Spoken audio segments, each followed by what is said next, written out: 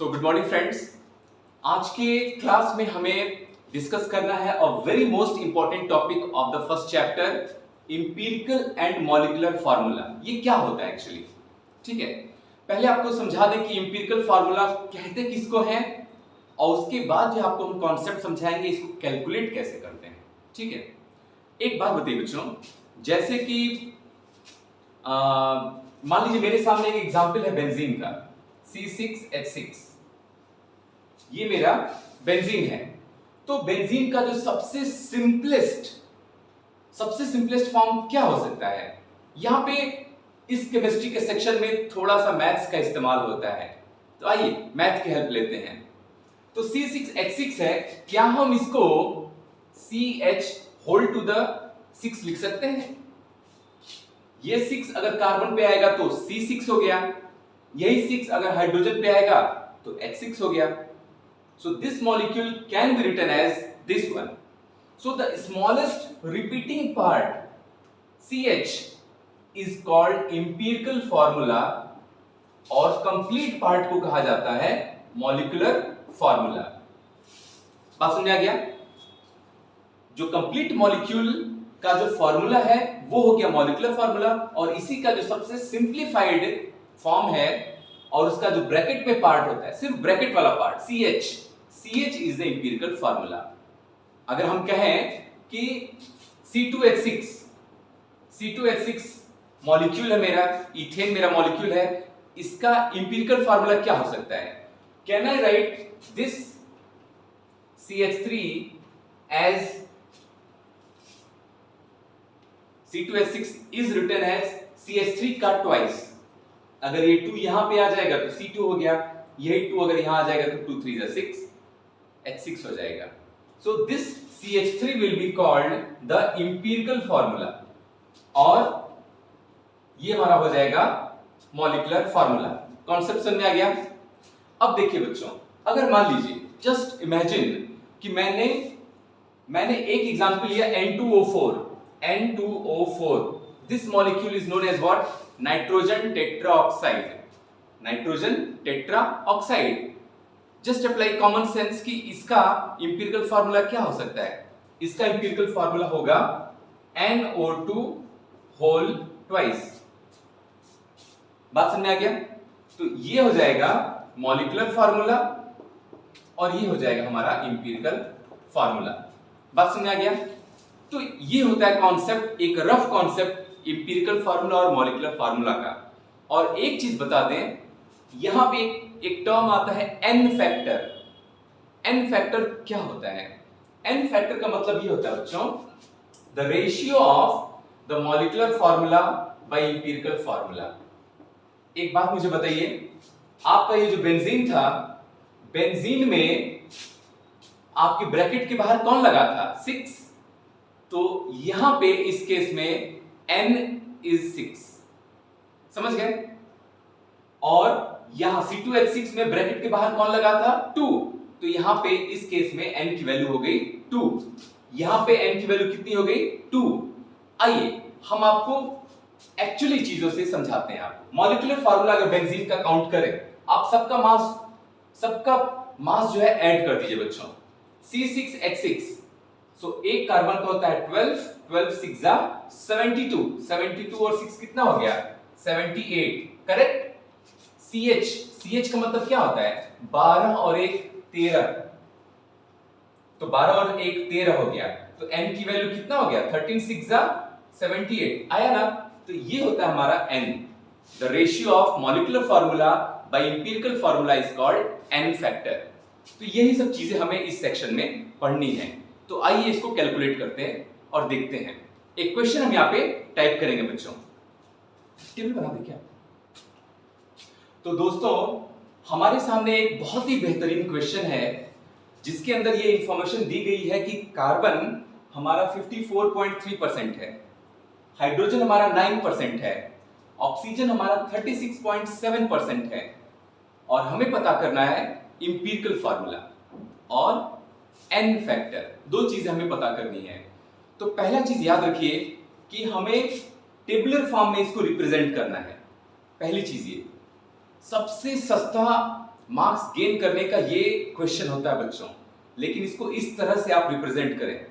मुश्किल से 1 या 1.5 मिनट में जो आप क्वेश्चन सॉल्व कर लेंगे and 5 marks will be in your pocket. ठीक है, कैसे?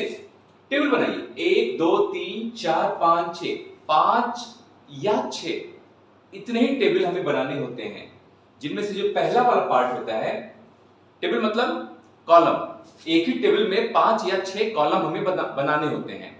तो जिनमें से पहला कॉलम आपको बताता है element, which elements are present in your compound. यहां पे क्या है? कार्बन हमारा 54.3% है, हाइड्रोजन 9% है, ऑक्सीजन कितना है? 36.7% है। तो परसेंटेज का कॉलम क्या होता है? दूसरा होता है। और तीसरा जो कॉलम होता है वो होता है हमारा the atomic mass of these element. जैसे कार्बन का एटॉमिक मास 12, हाइड्रोजन का 1 होता है, मोर प्रिसाइजली वी राइट 1.008, और ऑक्सीजन का होता है 16, मोर प्रिसाइजली 15.9999 ऐसे करके होता है। तो ये हमने एटॉमिक मासेस लिख दिया। अगर मान लीजिए बहू कि मेरा ये कंपाउंड 100 ग्राम्स था, आवर कंपाउंड वाज 100 ग्राम्स, तो 100 ग्राम्स में कितना परसेंट कार्बन का था? क्वेश्चन कह रहा है कि कार्बन इज योर 54.3%, करेक्ट? तो अगर हमारा पूरा कंपाउंड ही अगर 100 ग्राम्स का है, तो उस 100 ग्राम में 54.3% का मतलब हुआ 54.3 ग्राम्स। कितना हो जाएगा बच्चों? कार्बन का 54.3% का मतलब 54.3 ग्राम्स हो जाएगा। और आप जानते हैं नंबर ऑफ मोल कैसे निकालते हैं किसी भी चीज का? The given mass by molar मास। तो मोलर मास यहाँ पे एटम को रिप्रेजेंट कर रहा है, तो इनका जो एटॉमिक मास होगा वही इनका मोलर मास होगा। तो हम क्या करेंगे? कार्बन के एटॉमिक मास से हम इसको डिवाइड कर देंगे, तो हमारा आंसर आ जाएगा कितना? It will come 4.52। It will कम 4.52। ये चीज हम लिखेंगे कहां पे बच्चों? यहां लिखेंगे। The number of mole you have to find out, and how you will find number of mole? Given mass by molar mass. The given mass is your 54.3 and divide by what? 12, and the answer came out to be 4.52। Correct हुआ। अब ये कहने की जरूरत नहीं है कि जो हमने कार्बन के साथ यहां काम किया है वही काम हम क्या करेंगे? हाइड्रोजन और ऑक्सीजन के साथ भी करेंगे। तो आइए करते हैं 1 by 1। यहां पे 9 डिवाइडेड बाई हाइड्रोजन के साथ क्या हो जाएगा? 9 डिवाइडेड बाई 1.008, यहां क्या हो जाएगा? 36.7 डिवाइडेड बाई 16, और यहां पे हाइड्रोजन की वैल्यू कितनी आ जाएगी और ऑक्सीजन की वैल्यू कितनी आ जाएगी? आइए देखते हैं। तो यहां पे हाइड्रोजन की वैल्यू आ जाएगी 8.93 मोल्स। आप इसको डिवाइड करिएगा बच्चों, आ जाएगा हमारा 8.93 मोल्स। वैसे ऑक्सीजन का आ जाएगा हमारा 2.29 मोल्स। बात समझ में आ गया? 2.29 मोल्स। तो पहला काम हमने क्या किया? एलिमेंट का नाम लिखा एक कॉलम में, उसका परसेंटेज लिखा हमने दूसरे कॉलम में, ये सपोज करते हुए, ये मानते हुए कि ये पूरा का पूरा कंपाउंड जो मेरे क्वेश्चन में था वो 100 ग्राम्स था, और 100 ग्राम्स में 54.3% कार्बन था, 9% हाइड्रोजन था, 36.7% ऑक्सीजन था। मतलब इतने इतने ग्राम्स मौजूद थे हमारे, यानी कार्बन 54.3 ग्राम्स, हाइड्रोजन 9 ग्राम्स, ये हमारा ऑक्सीजन 36.7 ग्राम्स। और इनके एटॉमिक मासेस हम जानते हैं। तो the given mass when divided by the atomic mass will give you the number of moles of these components. Now up till this position you have determined number of moles. इसके बाद मैंने आपको एक तरीका बताया था कि जो भी नंबर ऑफ मोल्स आ जाए बच्चों, ठीक है, उसके बाद आपको देखना है इन सब में से सबसे छोटा कौन है। और हमने आपको मोहब्बत से कहा था कि जो सबसे छोटा होगा उसको छोटू कहिएगा। तो यहाँ पे छोटू कौन है? 2.29। इसी नंबर से आप सबको डिवाइड करिए। आइए, इसको कहा जाता है मोल रेशियो। ये जो टेबल आता है, ये जो कॉलम आता है, इसको हम लोग क्या कहते हैं? Mole ratio. नंबर ऑफ मोल में कन्वर्ट हो गया, लेकिन उसको और सिंप्लीफाई कर रहे हैं by dividing it by the smallest number. So the ratio obtained here will be called mole ratio. आइए पता करते हैं. So this will be your 4.52 divided by 2.29. यहाँ पे क्या हो जाएगा बच्चों? 8.93 divided by 2.29 और यहाँ क्या हो जाएगा? 2.29 divided by 2.29. मतलब ये जो छोटू है, इस छोटू से हम तीनों को डिवाइड करेंगे और हाँ, हमने तीनों को डिवाइड कर दिया. देखिए कि हमें मिला क्या. हमको ये डिवाइड करने के बाद नंबर क्या मिला. तो नंबर आपको मिलेगा 1.97 हियर, 1.97. यहां पे हो जाएगा हमारा 3.90 और यहां तो हो गया 1. ठीक है. आप लोग को हमने पहले चैप्टर में समझाया था राउंडिंग नंबर का कॉन्सेप्ट. तो अगर इन्हीं को राउंड करेंगे हम, 1.97 को क्या हम 2 लिख सकते हैं बच्चों? 3.9 को क्या हम 4 लिख सकते हैं? और 1 तो 1 ही रहने दीजिए. तो आपको मिला कि यहां पे जो तीन एलिमेंट्स थे, कार्बन, हाइड्रोजन और oxygen. Carbon was 2, hydrogen was 4 and oxygen was 1. This is your empirical formula in this case. ठीक है, बात समझ आ गया. इस क्वेश्चन को अगर आप ध्यान से समझें, एक बार और हम ब्रश अप कर देते हैं. एक क्वेश्चन समझ गए, बाकी का सारा क्वेश्चन आपके लिए मजाक हो जाएगा. ठीक है. तो देखिए, इस क्वेश्चन को हल्का सा फिर से हम रिवाइज कर लेते हैं, ब्रश अप कर लेते हैं. पहले इस क्वेश्चन में दिया रहेगा आपको सभी एलिमेंट्स के परसेंटेजेस. ठीक है. तो पहला काम ये है, ये पता करिए कि कौन कौन एलिमेंट है और कितना कितना परसेंट है इनका, ये पता करिए. तीसरा कॉलम, इनके एटॉमिक मासेस कितने होंगे वो दे दिया रहेगा. आपके उस क्वेश्चन में एटॉमिक मासेस हमेशा दे दिए रहे होंगे, चाहे बोर्ड का एग्जाम हो, चाहे कॉम्पिटिटिव एग्जाम हो. Always they provide the atomic number. आपको याद करने की जरूरत नहीं है. एटॉमिक नंबर हुआ, मास नंबर हुआ, सब दे दिया रहेगा. तो यहां पे हमें इसके मास नंबर से जरूरत है. तो इसका जो एटॉमिक मास है कार्बन का 12 है, हाइड्रोजन का इतना है, ऑक्सीजन का इतना है. तो हम जानते हैं the given mass bye atomic mass will give you number of mole. Number of मोल पता हो जाए, फिर इनका आप रेशियो निकालिए. इनको सिंप्लीफाई करने के लिए सबसे छोटे वाले नंबर ऑफ मोल से तीनों को डिवाइड करिए और जो नंबर मिले उसको एक होल नंबर में आप कन्वर्ट करिए. That's all the steps to find out empirical formula. ठीक है. अब इसके बाद इंपीरिकल फार्मूला के बाद जो है हम क्या करते हैं बच्चों, मॉलिक्यूलर फार्मूला को देखते हैं. ठीक है. और यहां पे तो ऑलरेडी दे दिया इस क्वेश्चन में कि द मॉलिक्यूलर मास इज 88. आपको यहां n फैक्टर पता करना है. सो माय डियर फ्रेंड्स, आपके दिमाग में तुरंत नॉक किया होगा कि सर ने बताया था कि n is equal to molecular formula by empirical formula, या इसी को एक दूसरा भी नाम दिया जाता है, molecular formula mass divided by empirical formula mass. आप एक बात बताइए बच्चों, इंपीरिकल फार्मूला मुझे पता हो गया ना. C2H4O is the empirical formula of this compound here. तो इसका इंपीरिकल फार्मूला मास क्या होगा? इसी इंपीरिकल फार्मूला के सारे एटम्स का जो मास होगा वो इंपीरिकल फार्मूला मास होगा. तो this is your empirical formula. Now what will be it's empirical formula mass? पता करिए. इंपीरिकल फार्मूला मास, कार्बन का कितना होता है मास, एटॉमिक मास 12. सो 12 2 जा 24, 24 और 4 28, and 28 and 6 16. 28 and 16 will come out to be 44. तो इंपीरिकल फार्मूला मास आ गया इसका 44. इसका मॉलिक्यूलर फार्मूला मास कितना है बच्चों? 88. So what will be your n? The n will be the molecular formula mass divided by empirical formula mass, that is equal to 88 by 44. And 88 by 44 is nothing, it is your 2. So what is the n here? What is the n factor here? That is 2 here. Everyone got this concept? अब इसके बाद हम second question solve करेंगे. Let's see. एक और अच्छा सा question है बच्चों, एक और प्यारा क्वेश्चन आपके बोर्ड पे है जो बता रहा है आयरन हमारा है 69.9% और ऑक्सीजन है हमारा 30.1%। मतलब ये कंपाउंड आयरन और ऑक्सीजन दोनों को मिलके ही बना है, मतलब ये आयरन की कोई ऑक्साइड है।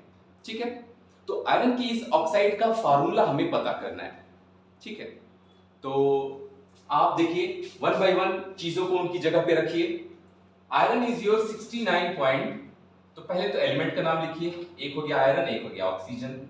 Very nice. Iron is your 69.9%, fine. Oxygen is your 30.1%। Atomic mass of iron और एटॉमिक मास ऑफ ऑक्सीजन आपको फिर लिखना होगा।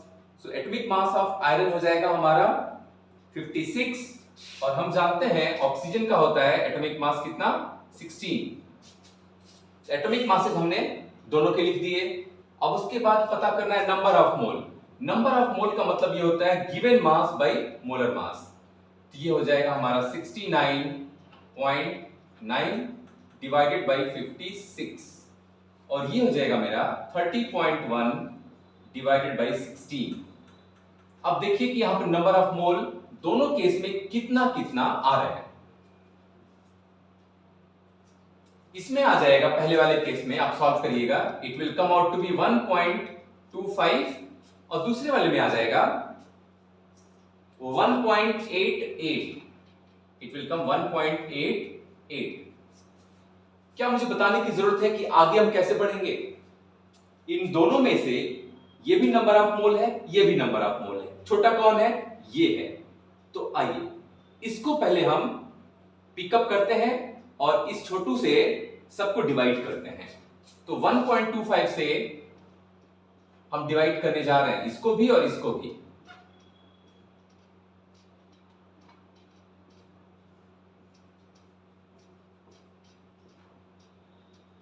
देखिए कितना आता है।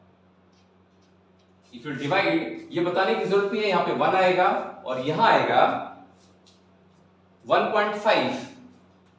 Here it will come how much बच्चों? 1.50। मुझे ये बताइए नंबर ऑफ मोल रेशियो कितना आ गया? 1 आ गया, यहां आ गया 1.50। तो याद रखिएगा ये जो सिंपलेस्ट होल नंबर रेशियो का सिर्फ इतना मतलब ये होता है कि यहां पे जो भी मोल्स आए इनको हम होल नंबर में कन्वर्ट करें। डेसिमल इज नॉट अलाउड, इनको हमें होल नंबर में कन्वर्ट करना है।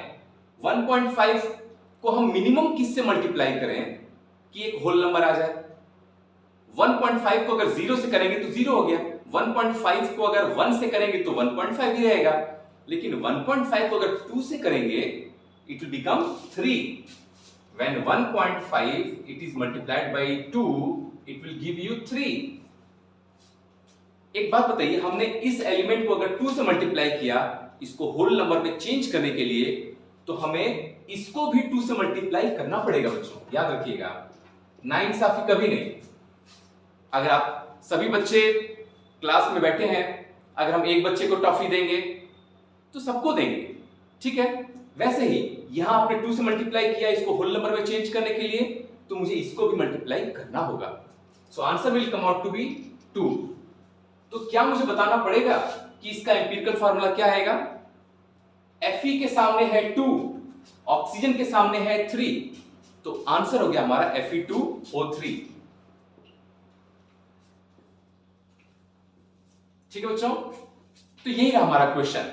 नेक्स्ट है, आइए नेक्स्ट क्वेश्चन आपके देखते हैं। तो आइए बच्चों एक और प्यारा सा क्वेश्चन जो है आपके सामने है, उसमें नाइट्रोजन का परसेंटेज दे दिया है 30.43%, ऑक्सीजन है 69.57%। अब ऐसे केस में इसका एम्पिरिकल फार्मूला क्या हो सकता है? ये बताने की जरूरत नहीं है कि ये जो कॉम्बिनेशन होगा in this one the compound form will be oxide of nitrogen, लेकिन ऑक्साइड्स ऑफ नाइट्रोजन 4-5 होती हैं, उनमें से कौन होगा वो हमें ये फार्मूला बताएगा। आइए देखते हैं। तो नाइट्रोजन का और ऑक्सीजन का हमने परसेंटेज यहां लिख दिया। नाइट्रोजन का एटॉमिक मास 14, ऑक्सीजन का 16, ठीक है? आइए नंबर ऑफ मोल क्या हो जाएगा? This divided by this, so 30.43 divided by 14 and same way here also 69.57 divided by 16. Let's see that how much it has came. Number of मोल कितना आया यहां पे और यहां पे. पहले केस में आपका नंबर ऑफ मोल आया 2.17 और दूसरे केस में आया आपका 4.35. अब मुझे ये बताइए ये दोनों नंबर ऑफ मोल्स में से छोटा कौन है? नो डाउट ये छोटा है. तो इससे क्या करिए दोनों को डिवाइड करिए and you will get what? Mole ratio. So mole ratio will be 2.17 divided by 2.17 that is equal to 1 here, and here 4.35 divided by 2.17 again here you will get 2. यहां पे मोल रेशियो तक आते आते ही हमें whole number मिल गया. तो यहां पे इसकी जरूरत नहीं है. इसकी जरूरत तब होती है जब यहां पे हमें एक प्रॉपर होल नंबर न मिले. तो इस क्वेश्चन में हम जो लास्ट कॉलम है इसको ओमिट कर देंगे. यहां पे इसकी जरूरत नहीं है बच्चों. ठीक है. यहीं पे हमें मिल गया कि नाइट्रोजन है 1 एटम, ऑक्सीजन है 2 and the empirical formula of the compound is NO2. So this is all about the first chapter. Second chapter में हम लोग कल स्टार्ट किया जाएगा जहां पे हम आपको कैथोड रेज, एनोड रेज और जो जे थॉमसन के एक्सपेरिमेंट के बारे में बताएंगे और आगे की चीजें हम लोग प्रोसीड करेंगे. सो फ्रेंड्स अभी तक की चीजों के लिए इतना ही. और जिसको जहां तक कोई दिक्कत हो कहीं भी please WhatsApp me. I will try to give the solution of your every queries. So friends all of you take care.